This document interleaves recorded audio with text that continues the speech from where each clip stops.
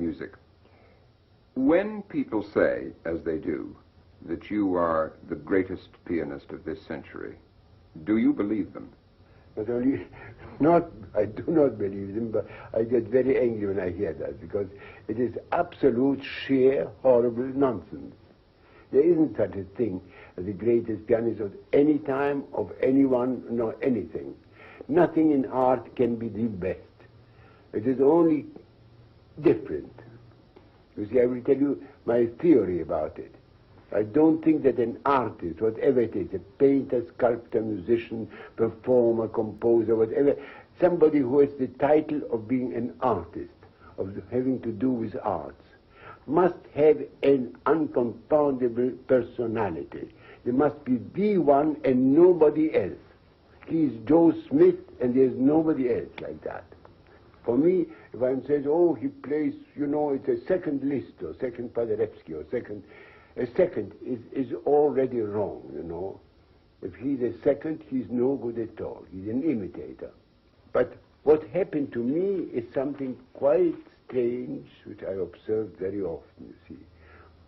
I observed the fact that I come on the stage for a concert as representation, as picture of what happens on the stage. It is rather ridiculous, because a fat little man like me appearing there in an evening dress looks like an undertaker, funeral things, and the piano has a little look of a coffin, if you like to know. Well, and the public fills the hall, let's say. They come after a good dinner. The women look at each other, at other women's dresses. Men think mostly about business or some games or some sports or God knows what. And there I have this crowd, not entirely quite musical, not really knowers of music, but who like music, who love music. And that is a very difficult proposition. I have to hold them, in attention by my emotion, nothing else. I can't look at them, I can't make faces, I can't tell them, now comes the great moment, now you listen, now is the great thing for you, ha ha ha ha. Nothing of the kind, I have to play. Look there straight in front of me.